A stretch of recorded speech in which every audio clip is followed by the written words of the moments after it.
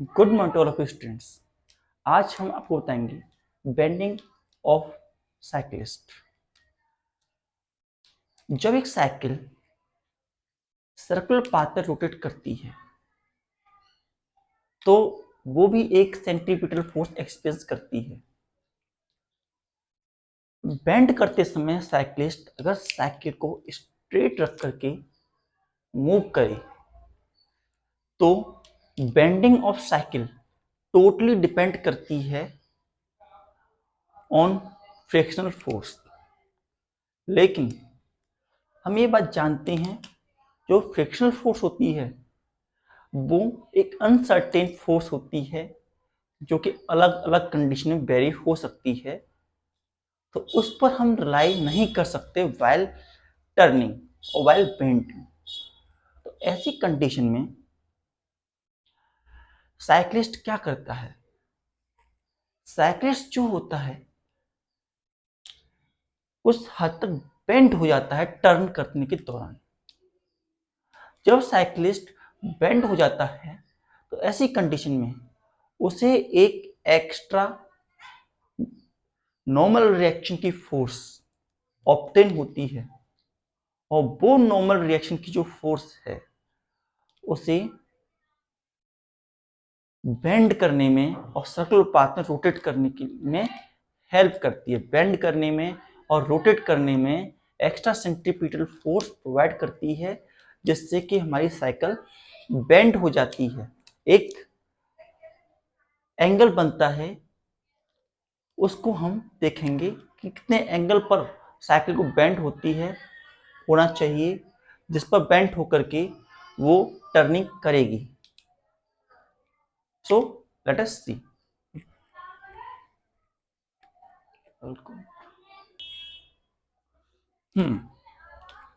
Bending of cyclist.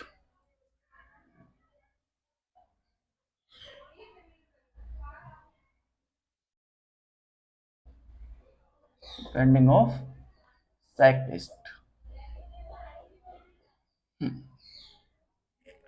इस condition में अभी हम यहाँ एक कोऑर्डिनेट देते हैं। सपोज कीजिए ये हमारी साइकिल है। नाउ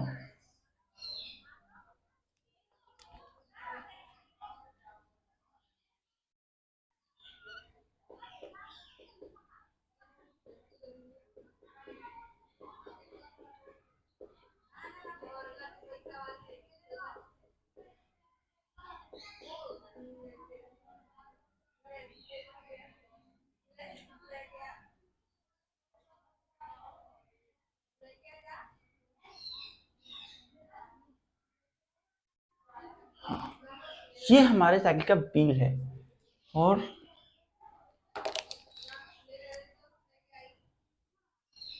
यहां पर ये एक एंगल थीटा है।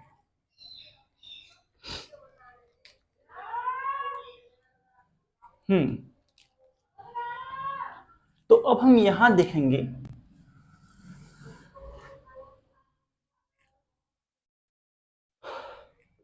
एक्स ओ वाई, ये हमारा सिस्टम है इस तरीके का। ये हमारी साइकिल थी।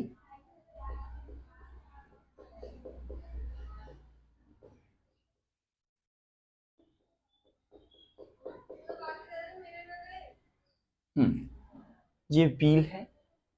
अगर हमारी साइकिल अगर यहां से ऐसे होती और ऐसे नॉर्मल रिएक्शन लग रहा होता है इस पे, तो mg इस तरीके से होता और नॉर्मल रिएक्शन इस तरीके से होता अगर हमारी साइकिल स्ट्रेट होती तो बेंडिंग करने के लिए तो ये टोटली डिपेंड होती है फ्रिक्शनल फोर्स पर। हमारी जो साइकिल थी वो टोटली फ्रिक्शनल फोर्स पर डिपेंड होती।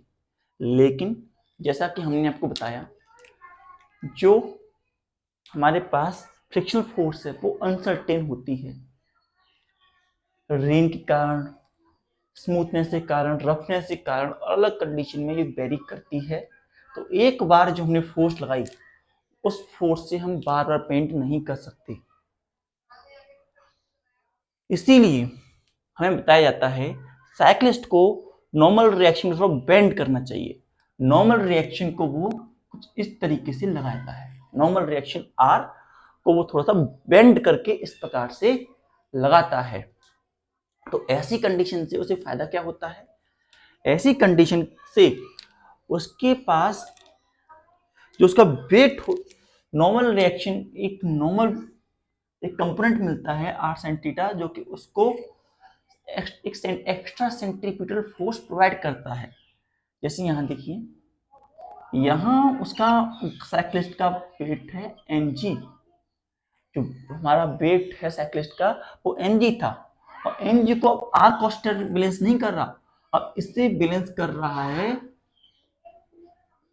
Are cos theta component of R. तो कॉस थीटा कंपोनेंट है आर का, उसके द्वारा ये बैलेंस किया जा रहा है। अब और दूसरा कंपोनेंट है इसका either, that is R sin theta. R sin theta is the another component that is responsible for centripetal force. जो हमारी साइकिल है उसे टर्न करने के लिए जो एक्स्ट्रा फोर्स चाहिए वो R sin theta की मदद से उसे मिल रही है। Note it down.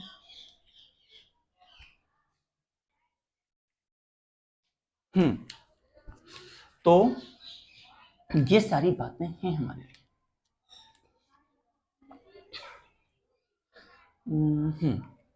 अब हम ये मान चलते हैं ये सब कुछ जो हुआ वो इक्विलिब्रियम कंडीशन हुआ, in equilibrium condition, in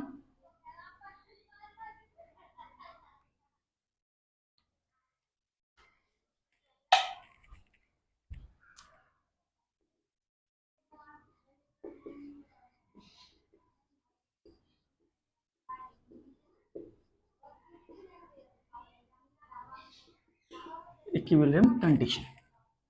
equilibrium condition मतलब कि कोई एक्स्ट्रा फोर्स या किसी पत्थर पे नहीं आई गाड़ी, या कोई टक्कर या फिर किसी से कोलिजन नहीं हुआ है, और इक्विलिब्रियम कंडीशन में हमारी गाड़ी जो साइकिल जो है वो टर्न कर रही है।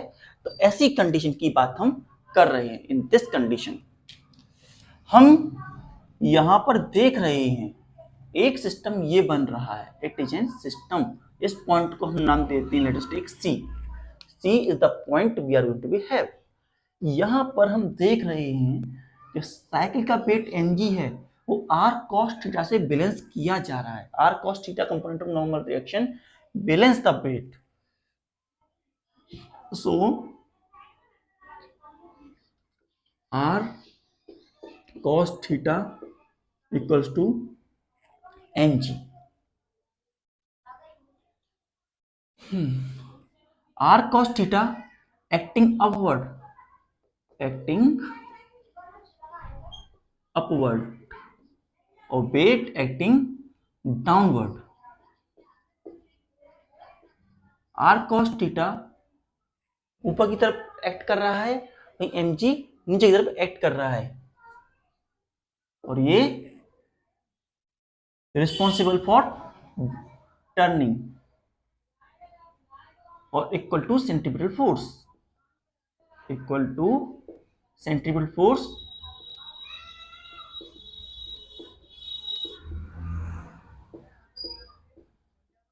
acting at the center, acting at the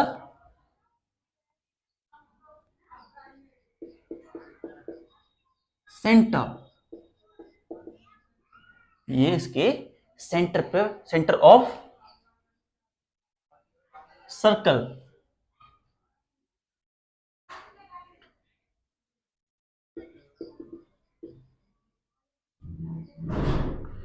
circular track,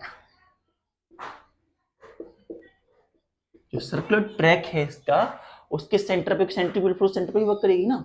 तो सेंट्रीपिटल फोर्स जो होती है आर कॉस थीटा सेंटर पे वर्क कर रही है। तो हमारे पास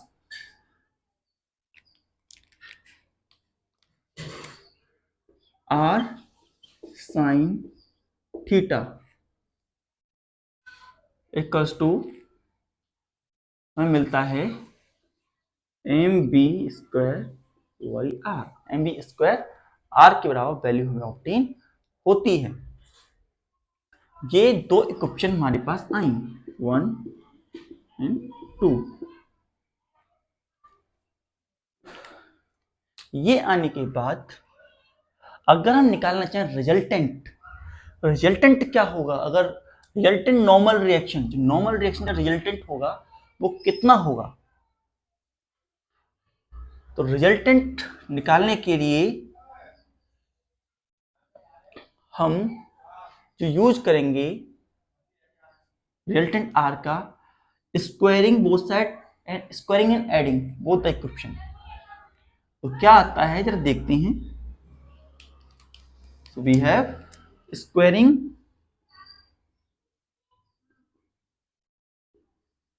and adding both the equation.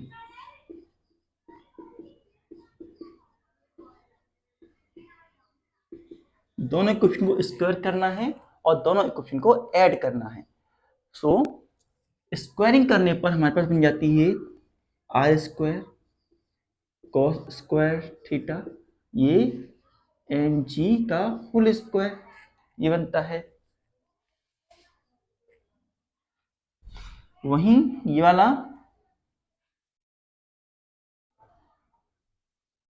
r² sin² theta and mb r² का होल स्क्वायर, ये वैल्यू बनती हैं। अब इन दोनों इक्वेशन को हम ऐड करेंगे। Now on adding both the equations, तो हमें क्या मिला? r² cos² theta plus r² sin² theta equals to mg whole square plus mb² r square, mb² r square के बराबर वैल्यू ऑब्टेन होती है। इन दोनों में हमें r कौन मिल रहा है? r कौन मिल रहा है? r स्क्वायर कॉमन, तो यहां बचता है हमारे पास प्लस करने पर sin² theta plus cos² theta. sin² theta plus cos² theta यहाँ वैल्यू मिल रही है और यहाँ हमें मिलता है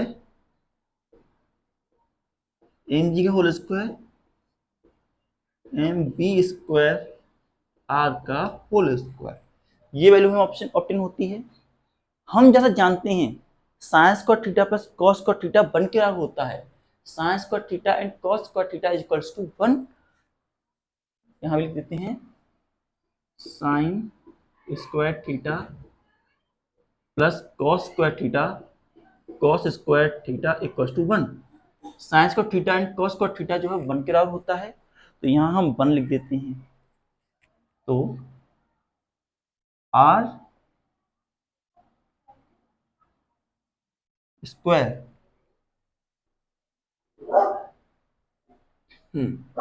r स्क्वायर की वैल्यू हमारे पास हो जाती है, जो r स्क्वायर है उसकी वैल्यू हमारे पास हो जाती है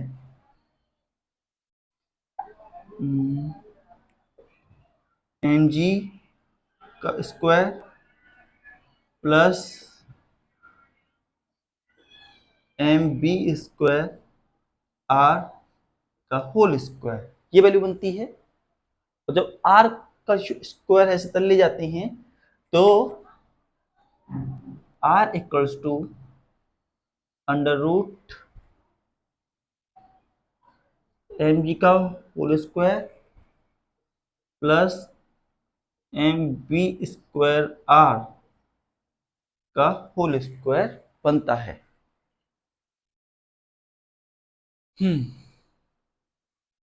नोट डाउन।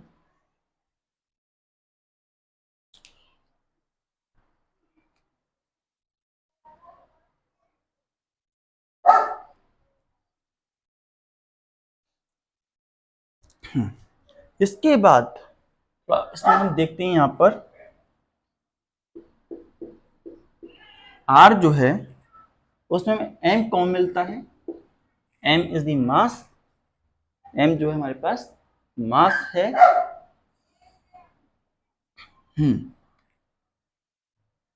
तो under root m square g square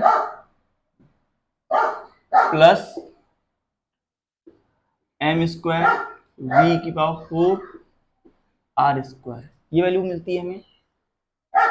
now इनमें से m कॉमन ले लेते हैं हम। r equals to m common लेने पर m बाहर आ जाएगा, नीचे अंदर बचता है g square plus v square upon r square. अब इसमें हम r को भी बाहर निकाल सकते हैं। r इक्वल्स टू m और r आ गया बाहर, और यहां बचता है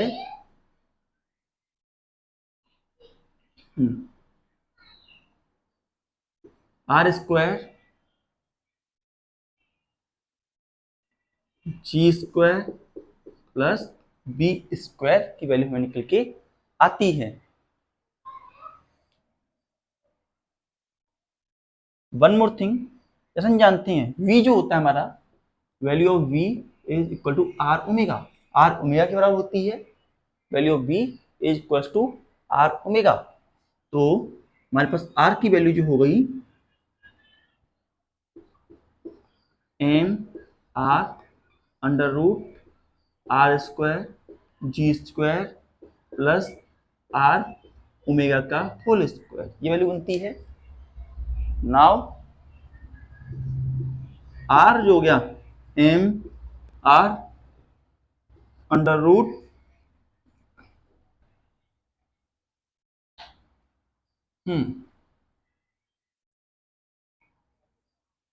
r square g square plus r square omega square.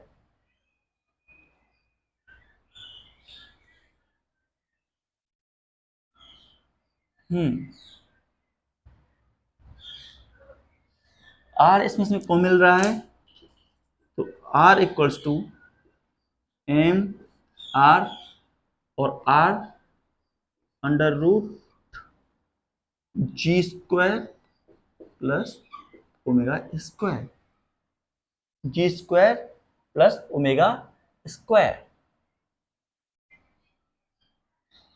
r की वैल्यू हमारे पास आ जाती है m under root g square plus omega square, which is the normal reaction. तो नॉर्मल रिएक्शन r की वैल्यू हमारे पास m under root g square plus omega square के बराबर हो जाती है। Angular velocity, gravity and mass, normal reaction है, इन तीन चीजों पर डिपेंडेंसी दिखा रहा है। Note it down.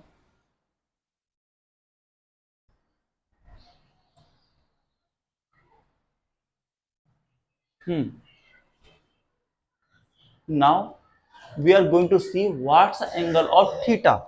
जो हमारा थीटा है उसकी वैल्यू क्या निकल के आती है, अब इसे हम नोटिस करेंगे। तो हमारे पास दो इक्वेशन थी।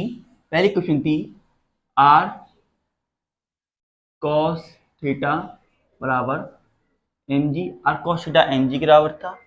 दूसरा था r sin थीटा बराबर mb स्क्वायर r के बराबर हमारे पास वैल्यू थी। ये दो वैल्यू हमारे पास थी इक्विवेलेंट कंडीशन में, और अभी हमने निकाला भी था। अगर हम इसे वैसे भी देखना चाहें, अगर हम इसे r ओमेगा की वैल्यू r ओमेगा रख दें, तो हम m r और ये r ओमेगा का होल स्क्वायर, तो ये वैल्यू हमारे पास आ जाती है m r square omega square upon के r से r कैंसिल होता है, तो m r ओमेगा का होल स्क्वायर। तो हमारा r sin theta R sine theta जो है वो एम आर ओमेगा स्क्वायर के बराबर भी होता है। R sine theta equals to R omega square. Now अब इस क्वेश्चन डिवाइड करेंगे तो हमारे पास क्या बनेगा, हम इन दोनों को लेंगे, पहले इसको और इसको लेंगे तो हमारे पास क्या बनेगा, R sine theta upon R cos theta, R sine theta upon R cos theta. So यहां पर आर साइन थीटा की वैल्यू हमारे पास है M B square R upon N G, R cos M B square upon R upon N G. इसके बाद हमारे पास जो आर है इसे नीचे ले जाते हैं, टेकिंग आर डाउन, तो हमारे पास क्या बनता है M B square M R G, ये वैल्यू मिलती है। नाउ इस वैल्यू में हम देख रहे हैं एम से एम कैंसिल हो रहा है और आर से आर यहाँ कैंसिल हो रहा है, तो we have sine theta upon cos theta बराबर बी स्क्वायर आर जी, ये वैल्यू निकल के आती है। Now sine theta upon cos theta हमारे पास आता है टेन थीटा के बराबर, tan theta equal to B square R G, tan theta equal to B square R G के बराबर हमें वैल्यू देता है। Tan theta equal to B square R G के बराबर हमारे पास वैल्यू आती है। और हम थीटा की वैल्यू निकालना चाहें, स्पेशली थीटा की, theta equals to tan inverse and B square R G, tan square B square R G के बराबर वैल्यू हमें मिलती है। अगर हम इस वैल्यू की जगह इस वैल्यू को रखते यहाँ पर और यहाँ पर तो हमारे पास क्या वैल्यू निकल के आती, लेट अस सी। अब हम इसे देखेंगे कि क्या वैल्यू हमें ऑब्टेन होती। Now let us see it, we have R sine theta upon R cos theta. R sine theta अगर इसके बराबर होगा तो एम आर ओमेगा स्क्वायर और नीचे एन जी ये होगा। तो इन दैट केस आर से आर कैंसल, एम से एम कैंसल, तो हमारे पास क्या बनता है, what we are going to obtain sine theta upon cos theta R omega square by G, ये वैल्यू हमारे पास बनेगी and that become equals to tan theta equal to R omega square in G square, R omega square and G square के बराबर हमारे पास value obtain होगी। That's a value we are going to be have in this condition, ये हमारे पास value निकल के आएगी। और एंगल की इसमें हम देख पा रहे हैं टेन थीटा ये और टेन थीटा ये, तो ये हमारे पास टेन थीटा की वैल्यूज आएंगी। अगर ये दोनों टेन थीटा हैं, इन दोनों बराबर रखते हैं तो हमारे पास क्या वैल्यू निकल के आती है, if we take both of them equal to each one another, तो in that case we are going to be obtain, हमें मिलता है बी स्क्वायर आर जी बराबर R omega square by G, ये वैल्यू ऑब्टेन होती है। And जी से जी cancel हो गया, हमारे पास क्या बचता है B square upon R equals to R omega का होल स्क्वायर, ये वैल्यू हमें ऑब्टेन होती है। और ये दोनों ये होने के बाद इस आर को हम इधर ले गए तो हमारे पास बचता है B square R square omega square और finally v equals to R omega, जो कि सेंट्रीफ्यूगल एक्सेलरेशन की वेलोसिटी रहती है, हमें वेलोसिटी ही ऑब्टेन हो गई। Note it down.